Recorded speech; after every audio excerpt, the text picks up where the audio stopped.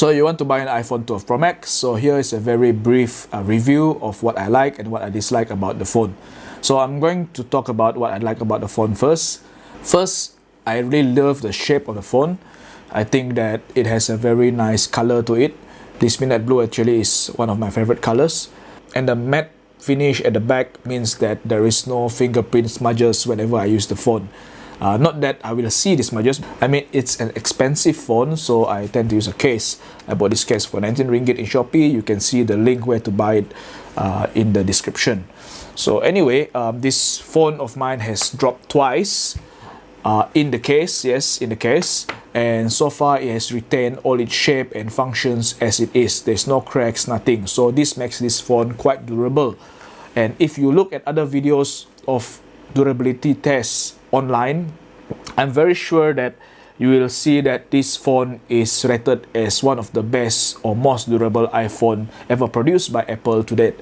So these are the two features that I think is good about this phone. The third thing that's great about the iPhone 12 Pro Max is the smoothness of how you use the phone.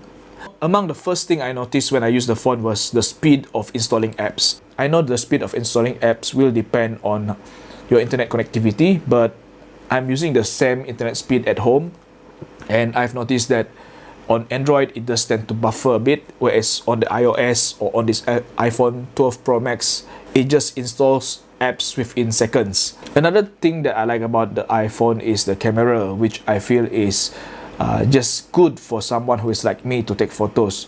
The photos produced are not great. They are not super nice like what I got from my Huawei last time, but they do take decent photos.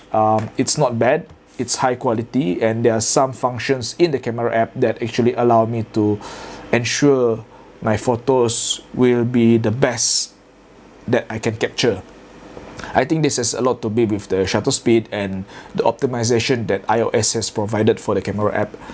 Overall, I think the camera is good for video taking, and it does help when it has a very powerful or fast shutter speed, because I get to capture moments that are just happening in front of me instantly.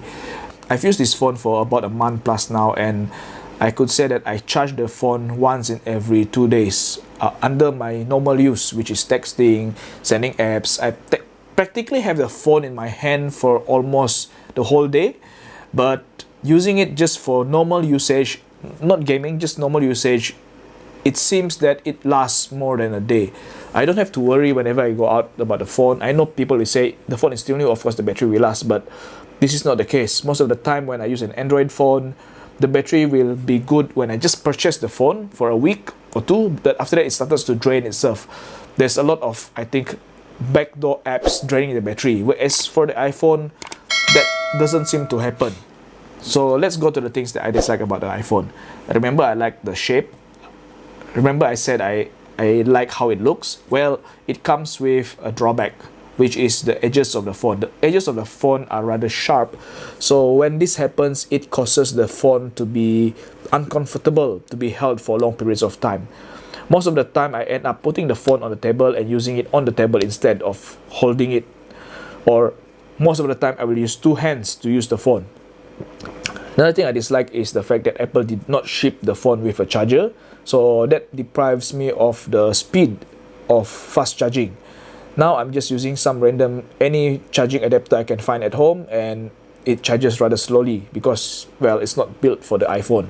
And another thing that probably some of you might not agree with me is the camera.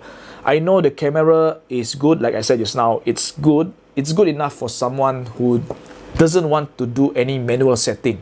It's good enough for someone who just wants to point and shoot. But it's not great if you are intending to take photos that are of high quality. It's not great if you intend to customize or manually set your camera, because the iPhone or iOS camera setting does not have all these powerful settings. You can't do a lot of camera customizations or manual settings using the iPhone camera. So this is not so great for those who are looking to take beautiful photos. In fact, I do feel that Huawei and Xiaomi do take better photos, but that's just me. Some people do feel that iPhone do take better photos, but For me, I noticed that the photos produced by the iPhone are just biasa saja.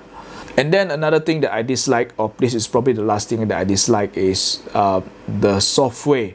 Apple has a lot of catching up to do when it comes to enhancing the software. There are certain things that Android apps can do, but the Apple can't do.